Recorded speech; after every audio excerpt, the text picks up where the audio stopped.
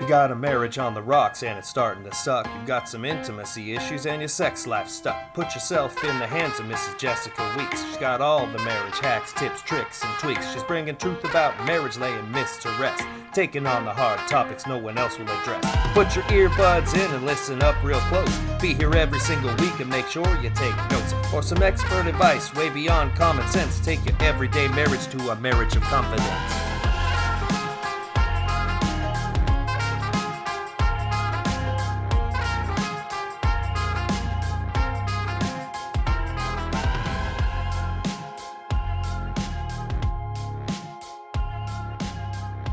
This is the Confident Marriage Podcast. I'm your host, Jessica. And I'm your host, Sean. The no fluff, straightforward, real talk, real world experience, and practical solutions. We talk about what no one else will. And we're funny. Everything for your family and relationships, from the playroom to the bedroom. Thank you so much for joining us today. Don't forget to subscribe to the podcast and give us a review. We love hearing from you guys. I know we say that every week, but we really do. I know. No, it tickles us in a special place when we get a little review.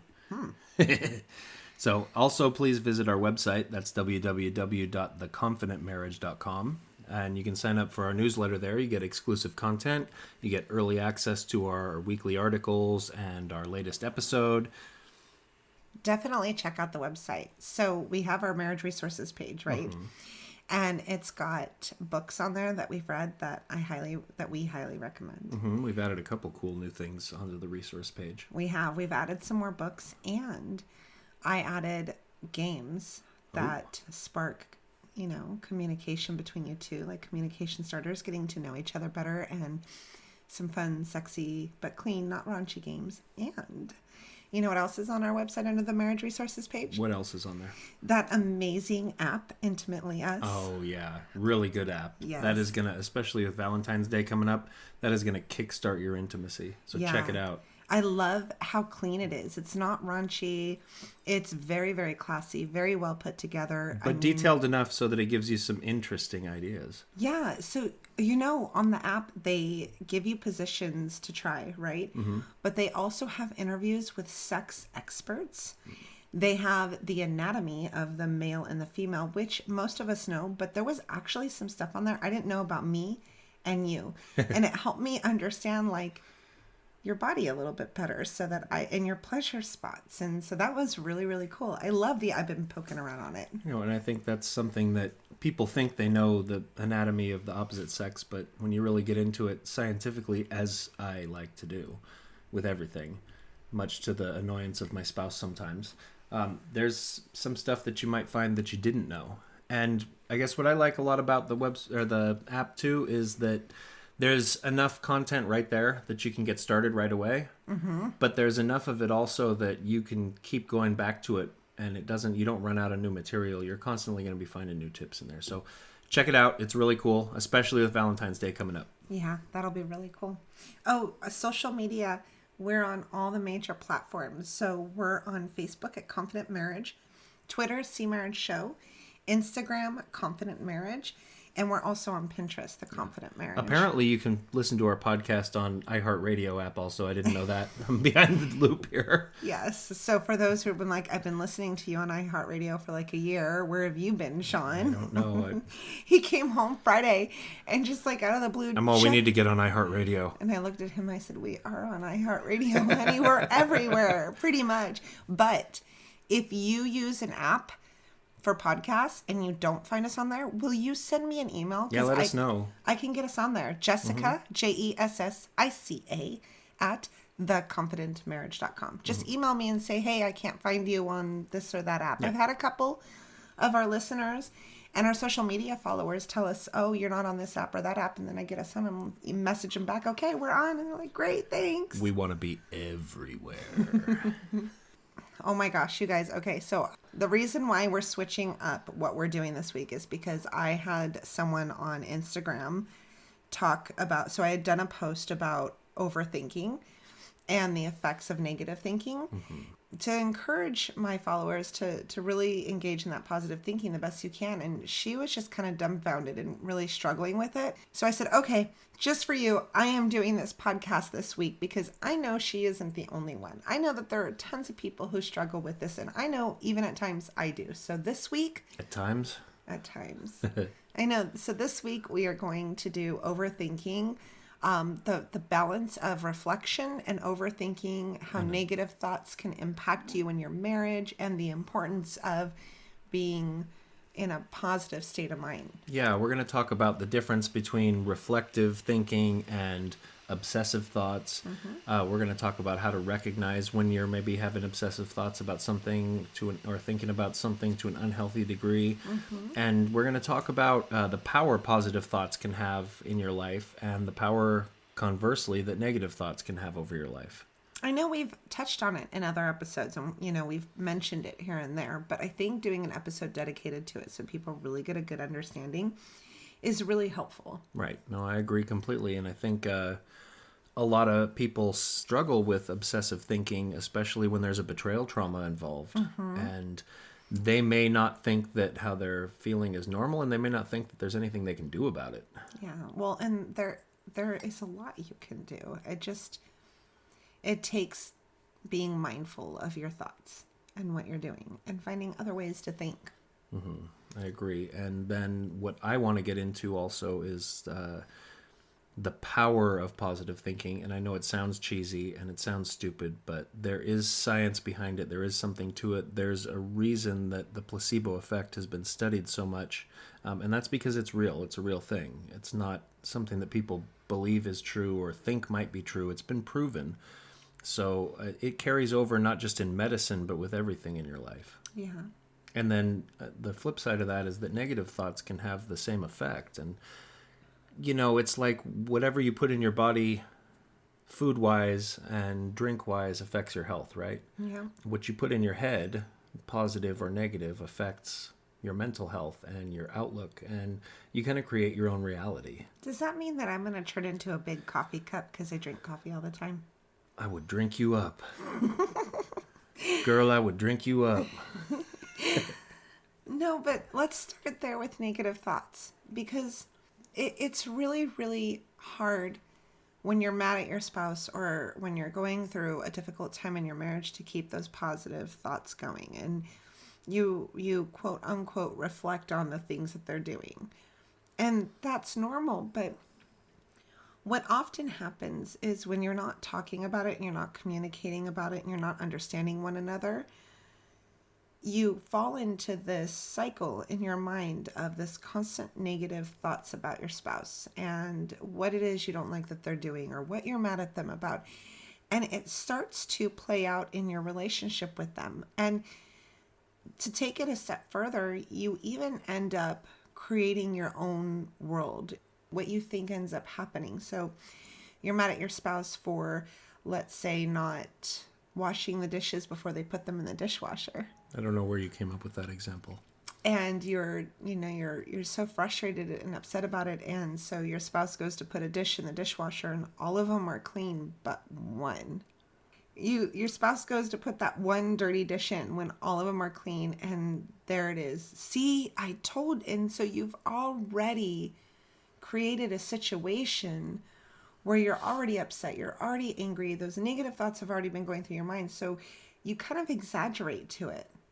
And, what's going to happen then is you're going to have that negative thought in your head, and it's going to kind of sit there, and especially if you're not talking about it, then it's going to turn over, and you're going to start, so maybe you have that thought and you decide, it's not worth bringing up to my spouse. I'm not going to let it affect our relationship, but in reality, it's in your head. And next time you see your spouse, maybe you snap at him a little bit more because it's in the back of your mind. Maybe you stop doing some of the things you're doing because, subconsciously you're trying to even out the playing field and settle the scorecard. But it does start to affect how you treat them. And, I talk about it in my article on our website this week. It's a subconscious process and you can't really stop it. You might think you can, but it's gonna process out in your head that way, whether you're trying to or not. It happens unconsciously. We can't control that. What we can control is how that process plays out. Right. Right. Well, and the other thing is you start looking for evidence to confirm your thoughts and your beliefs. Right. You try to validate it. Right. And so that continues the cycle of, this never-ending resentment, this anger inside your mind towards your spouse.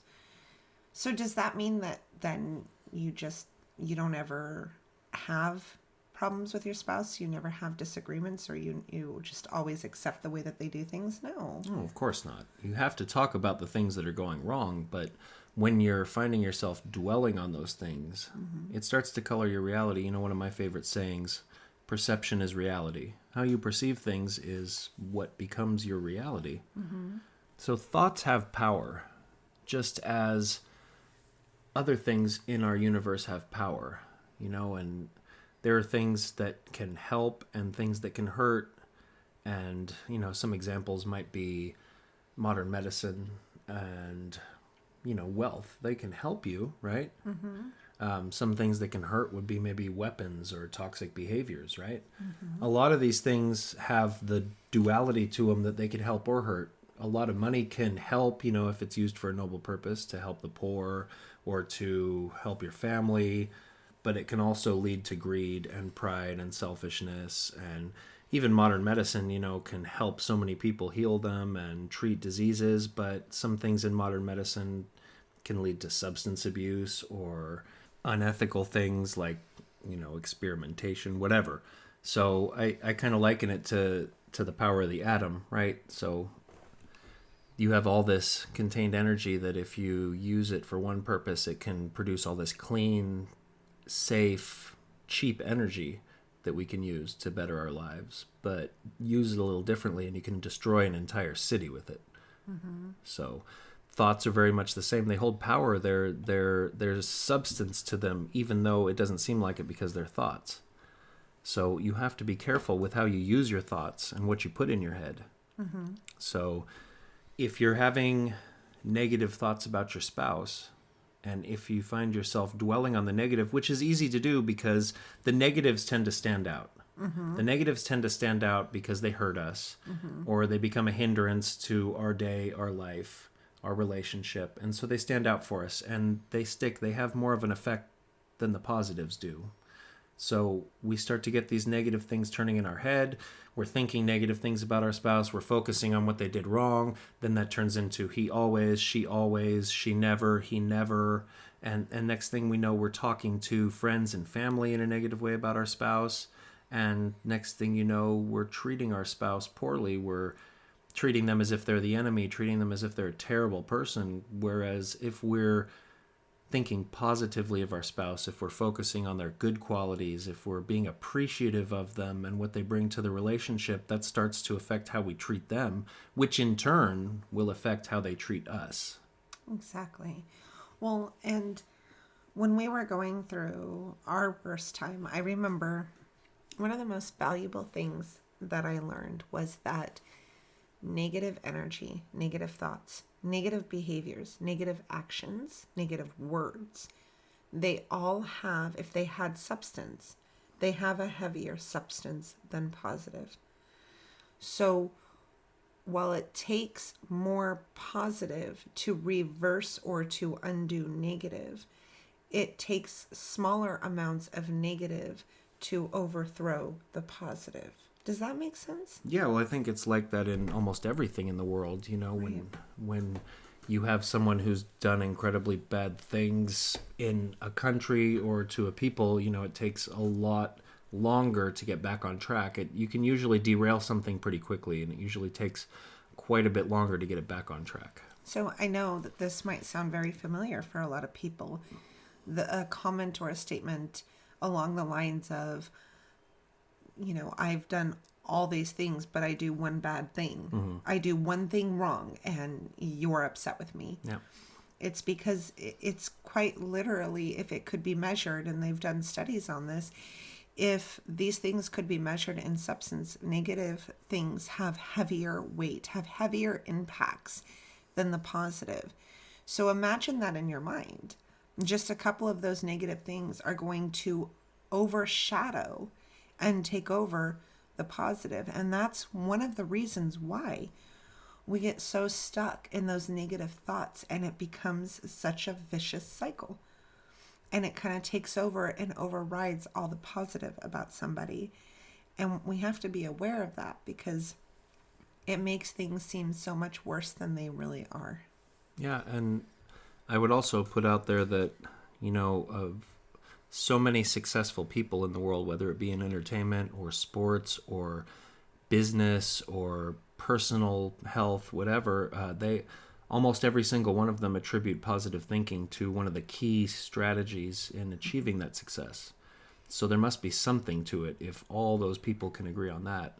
And conversely, people that are mired in problems and who are unsuccessful in their life, usually in going through therapy and working out what the problem was, a lot of them find, in addiction as well, that negative thought processes and negative thinking had a big part in their inability to succeed and move ahead. Right, exactly. So that's one of the reasons why I wanted to talk about this, is because it can kind of be almost an addiction. You can get really, really addicted to those negative thoughts and get really stuck in that cycle. And that's one of the reasons why it's so hard to pull out of this cycle, is because it's so heavy once you're in it.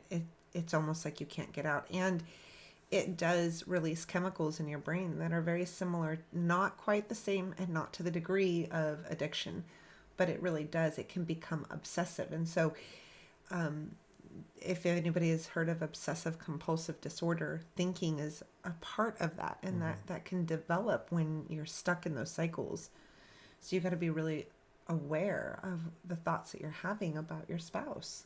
Right, and they call them obsessive thoughts for a reason, right? Mm-hmm. And it does becomes like a runaway train at some point, where it's just kind of feeding on itself and gathering steam and going, and then at some point it kind of takes on a life of its own and does become almost impossible to stop, and really hard to break yourself away from those. And yeah, there's a lot of similarities to addiction.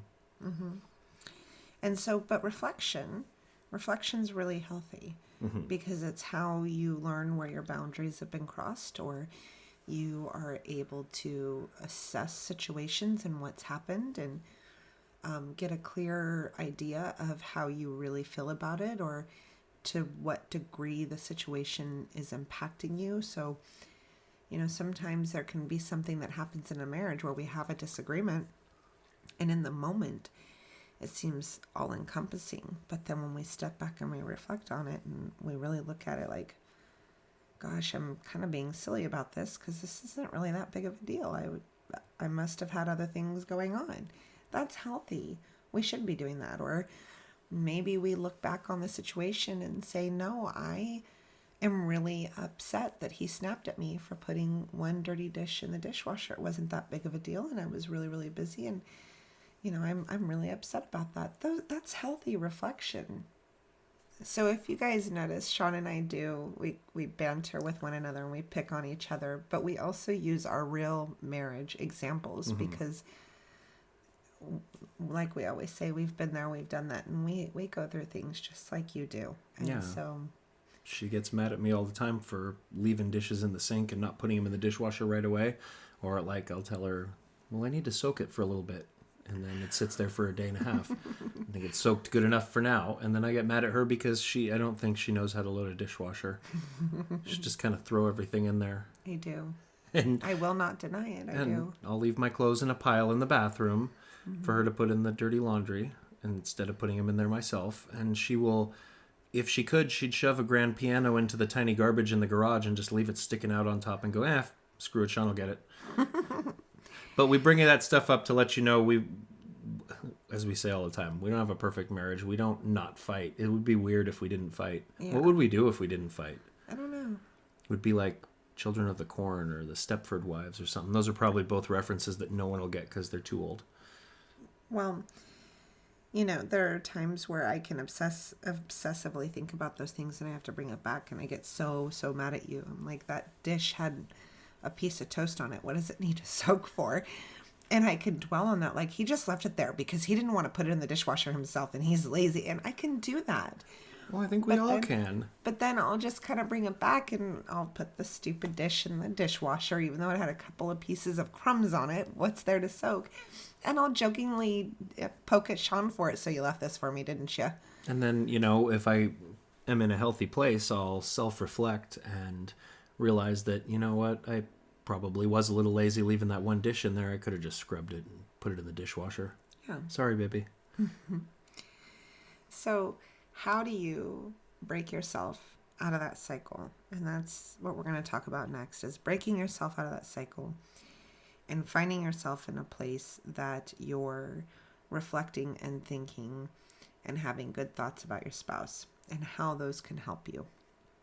So when you're aware of it, when you cop to it and say, you know what, yeah, I probably nag at my spouse a little too much in my head, and I get a little too upset in my head too much, and I dwell on these things in my mind too much. That's the first step, is realizing that you do it and at least admitting to yourself, even if it's nobody else, that, yeah, I can work on the way that I think about my spouse. So what are some of the signs to know when you're getting a little more into the area of obsessive thoughts as opposed to reflection or just normal being annoyed by something they did? When you're not talking about these things with your spouse and you're keeping them in your head and they're continuously building on themselves. So if it's something that is turning over in your head on a fairly regular basis and you haven't talked about it. Mm-hmm. Yeah. And one of the rules that I have is that you must rinse the dishes and put them in the dishwasher. One of the rules that I have is I kind of, I don't know, maybe I'm a little too ruly, but the rule of 3. Okay. So the first time it happens, okay, I'm going to let it go. The second time it happens, it's like, okay, let's mention it a little bit. Okay. Like, hey, Sean, you left the dishes in the dishwasher or in the sink. Could you please make sure you rinse them and put them in the dishwasher for me? I'm really busy. Okay, then you let it go. And then if it comes up again, you know it's a problem. And that's one of the ways that you know. So if you're not bringing them up and you're just keeping them in your head and they keep coming up for you, you're building on them and you're allowing the cycle to start. So the rule of 3. Okay. So if you're not practicing this communication with your spouse and you're letting the things sit in your mind and you're constantly thinking about them and you're constantly going over them in your head, and you even find yourself snapping at your spouse, or more negative thoughts are starting to accumulate in your head about more things that they're doing, you know that it's a problem. You know that you're not discussing them, and so they're creating a cycle in your mind of negative thoughts. Mm-hmm. So if things aren't being talked about, then Right. you're internalizing them, and then so naturally they're turning over and over in your head, and they become those obsessive thoughts. Yeah. Which self-reflection is coming back to something periodically, right? Reflection is coming back to something periodically to make sure you got everything out of it, make sure you don't feel different about it now. Obsessive thoughts is when it's coming up for you all day long. Yeah. When it's coming up multiple times a day, when it's affecting your mood. Or your interactions with your spouse. Right. Yeah. Or the way that you talk about your spouse to others. I talk about that in my article. Yeah. So now that you've identified that you're in a cycle of negative thinking, especially when you have more negative thoughts than you do positive, that's another one that That's I another didn't good mention. sign, yeah. So if your thoughts are more negative than positive, you know that you're stuck in that cycle. So a couple of ways to get out of that and kind of start the ball rolling in a different direction is, as I said, number 1, recognizing that you're doing it. Number 2, making sure that you're using the rule of 3. And so you're bringing it up to your spouse to get it out of your mind, because the longer you keep it in there, the more it's going to build. Right.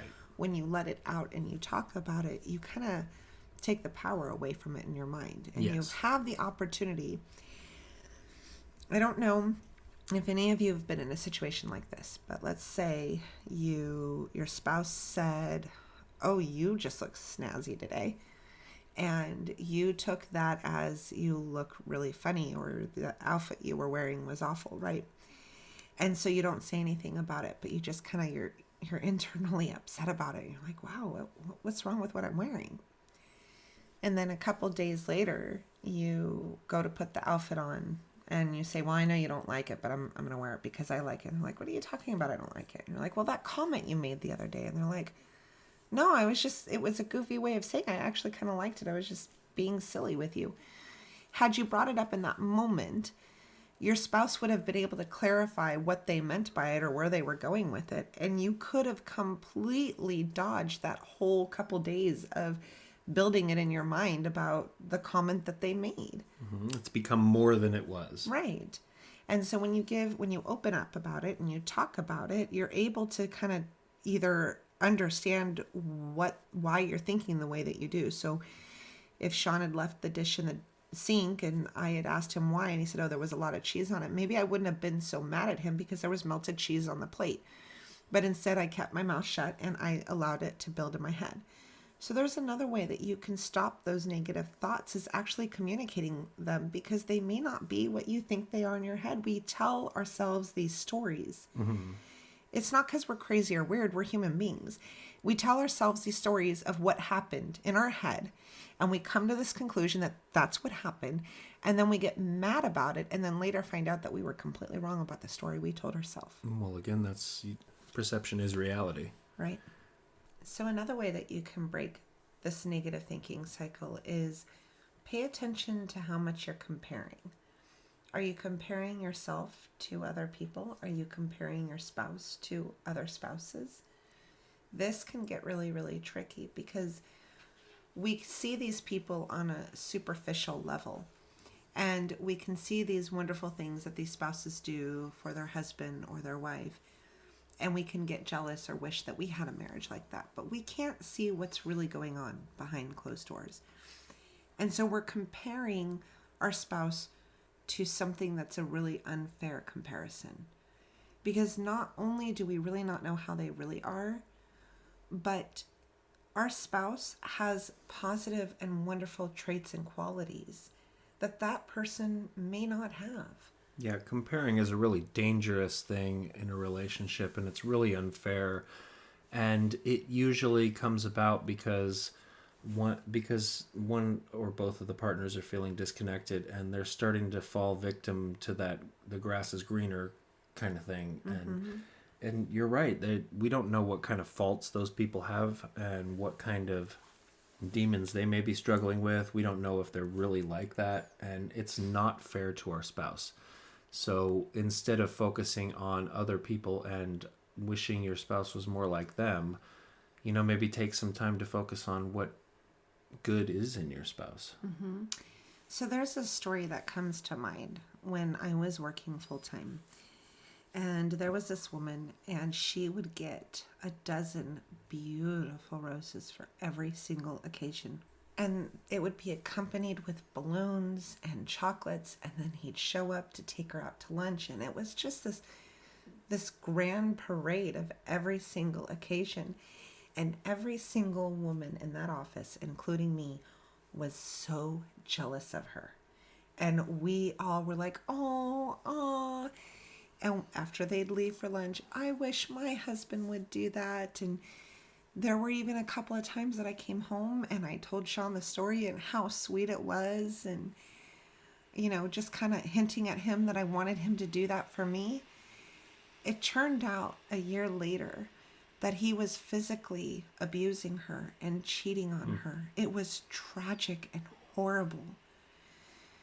Not to say that people who do all these wonderful things are that kind of person, but the point here is you don't know what's really going on. And so it's not a fair comparison. And I think what I'd like to say on it is don't compare your spouse to other people. It's okay to point out good qualities that other people have that maybe you'd like your spouse to take on or improve in, and looking to role models is healthy. Right. But don't compare your spouse to other people in a negative way. Maybe compare your spouse to the expectations that you and your spouse have for themselves. Right. Compare your spouse to how they have expressed that they want to be, and how you've discussed that you want your relationship to be. That's a fair comparison. Yeah. There was nothing wrong with me coming home and saying, hey, Sean, I'd love it if you would do this for me. I did send her 24 roses one Valentine's Day. It worked. He did.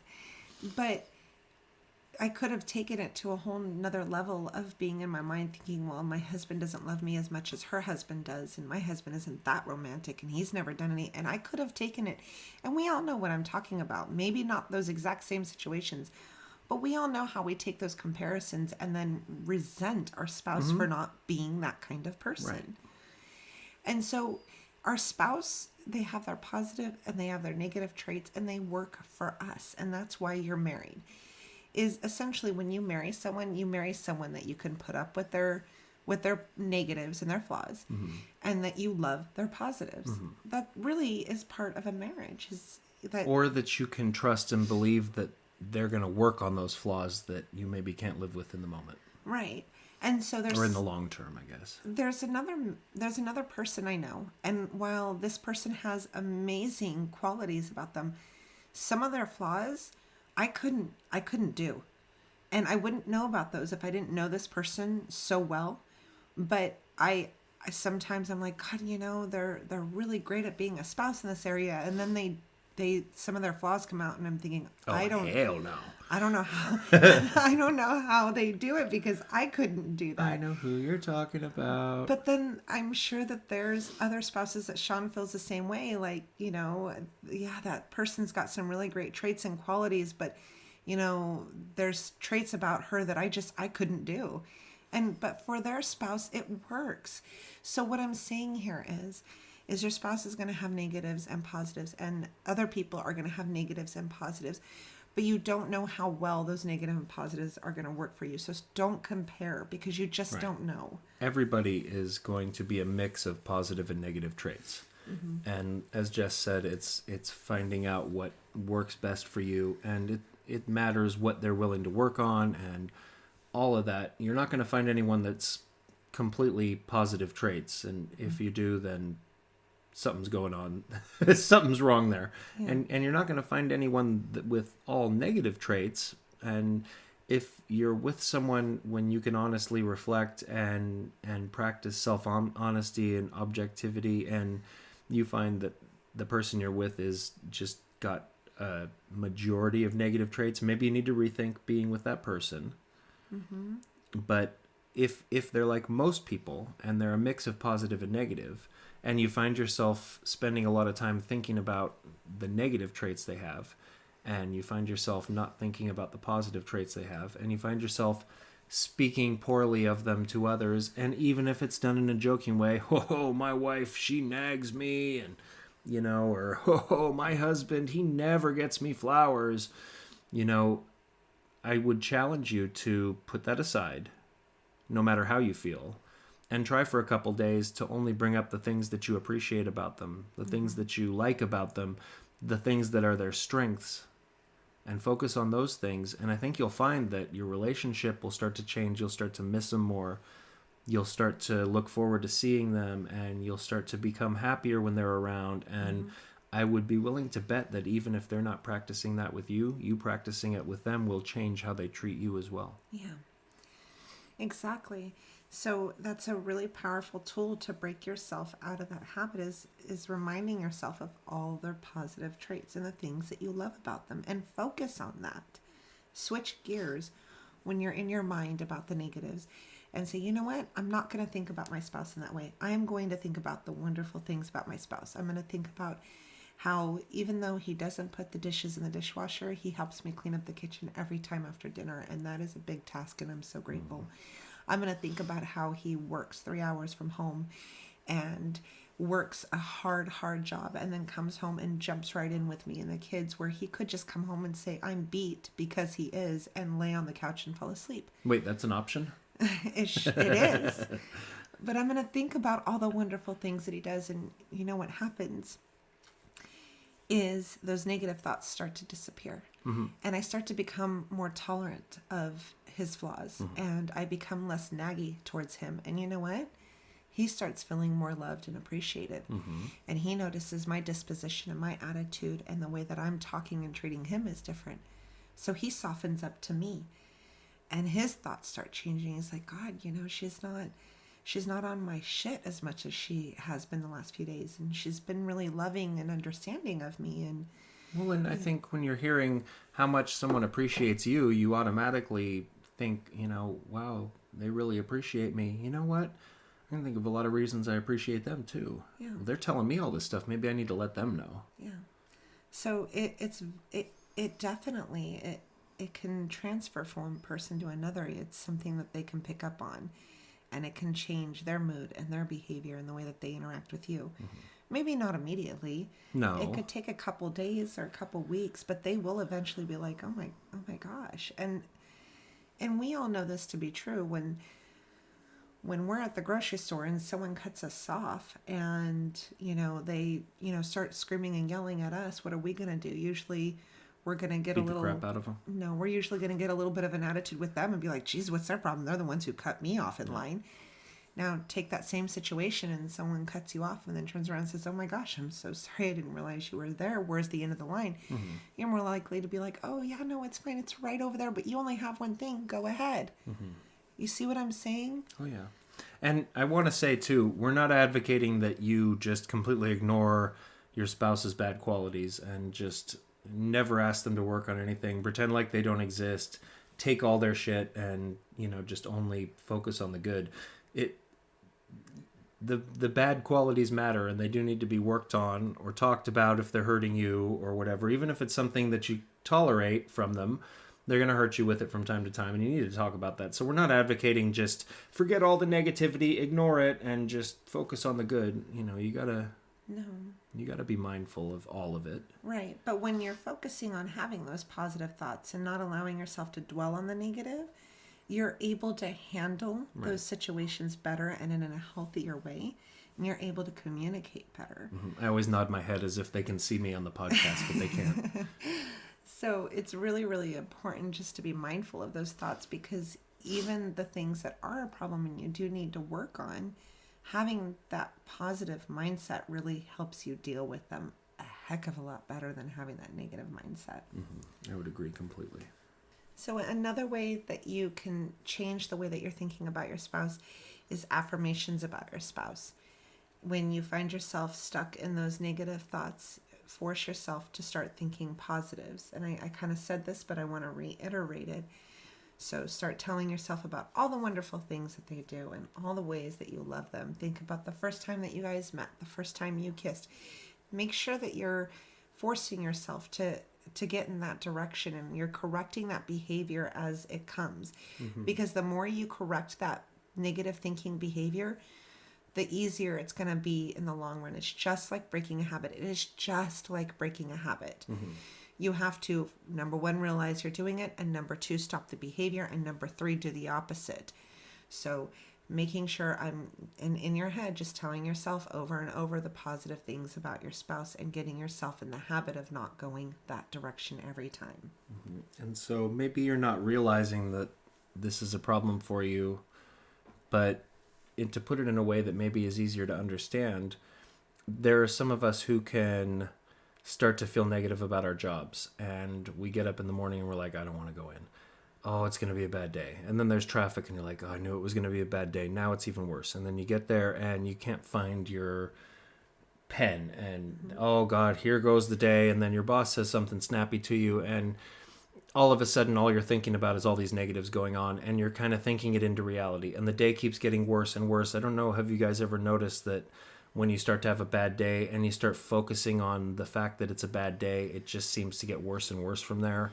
Mm-hmm. So, that can happen. And, next thing you know with all that, you're miserable in your job and you don't want to be there. Mm-hmm. And that can happen in your relationship as well. Yeah. It's the same kind of dynamic and you use the same kind of tools to break it. I like to say, be grateful, right. Change your mindset, look at what you have to be grateful for. Change your mindset. Start looking at what you have to be happy about and grateful for and positive about in your relationship. So another way that you can keep yourself from going down the negative thought cycle is stay out of the past. The past is the past. And even if there are things that are still reoccurring, you can't continue to dwell on something that has already happened, especially if you've already talked about it and gone over it and came to a resolution on it. So it's really important to stay out of the past and stay in the present. And if it's a problem right now, then it's a problem right now. But bringing up old stuff, especially in your head, really sets you up for a really negative thought cycle, and you don't want to do that. Yeah, recognize, as far as the past goes, that if it's something that's been talked about and there's been work done on it and you're in a different place now, that's your reality now. The past is not your reality now. If the problem's still going on and it's being ignored, then obviously it still needs to be talked about. But yeah, staying in the present. Yeah, be in the reality that you're actually in. Right. And then the last one that I wanted to give you guys, I saved the best for last. Lots of physical connection. Oh, I like that. We need more of that right now. Physical connection really does do wonders for our mental state and the way that we feel about another person. If you've noticed, we naturally physically and emotionally, but mainly physically, pull away from someone when we're not having positive thoughts about them. If you engage yourself into being physical with your partner, touching their arm, giving them a hug, cuddling with them, increase your amount of intimacy, you're going to find that you're naturally going to be not just releasing the dopamine and the serotonin and making yourself feel good, but you're going to be creating a bond, and you're going to be creating positive feelings. Oxytocin. Positive feelings, which leads to positive thoughts. So when you're stuck in that cycle, go give your spouse a hug and kiss them. Go sit next to them and cuddle. Oh, I wish you'd do more of that. Increase that physical connection, because that alone will really, really help you out of those negative thoughts that you're going through. It'll override it. You're absolutely right. And it'll help both of you out in that rubber hair, rubber feet. She can rub your back. For a minute, I thought you said like rubber hair. Like I have rubber hair, but you were saying like rub her hair. Rubber hair. It's like, what? My hair looks like rubber? Your hair looks really good. So really the biggest takeaway I want you guys to get out of this is that you do create your reality with your thoughts, whether you realize it or not. Really being mindful of what you're thinking is really, really important. Create a reality that you want. Create that happy reality you want, starting with the way that you think. That's the biggest takeaway. And my biggest takeaway is that there's no such thing as rubber hair. I'm just kidding. I want everybody to remember that thoughts have power. And like anything that has power, they need to be used responsibly. And you need to use them in the right way that has a positive effect on those around you as well as yourself. Yeah. And just remember, what you put in your head is what becomes your reality. Whether that's the lies we tell ourselves, or social media, or popular culture, or negative thoughts about our spouse, or truth and positive thoughts about our spouse and positive energy around ourselves. Yeah. That becomes our reality. It does. It does. So you have the ability to create your reality. You have the ability to change your marriage just with the way that you're thinking. Of course, there's other work that needs to be done, but that is an amazing starting point. Remember, you're going to spend more time in your head than anywhere else in the world in your life. You're going to spend more time there than anywhere else. Make it a nice place. Especially if you're me. Make it a nice, happy place. There's rainbows and unicorns in there. Among other things, probably. And I have this vision of me having purple rubber hair. Rubber hair. Wrap it up, rubber hair. I'm wrapping it up. I hope you guys have a great week. Don't forget to focus on positive thoughts. Positive thoughts. You can find us on Facebook at The Confident Marriage, Twitter, The C Marriage Show, and Instagram, Confident Marriage. Our website is www.theconfidentmarriage.com. Please don't forget to check out those marriage resources. Subscribe to our newsletter so you can get all this stuff early too. Yeah. Because the articles that we write go hand in hand with the podcast. Yeah. And you can do that on our website as well. So. And check out the exciting new stuff we have on our resource page. Yeah. And if you're doing our workshop, we're really proud of you guys. Keep plugging away at it. It only gets better from here. Until next week. This is the Confident Marriage Podcast. Thank you for joining us this week. Be healthy and be safe.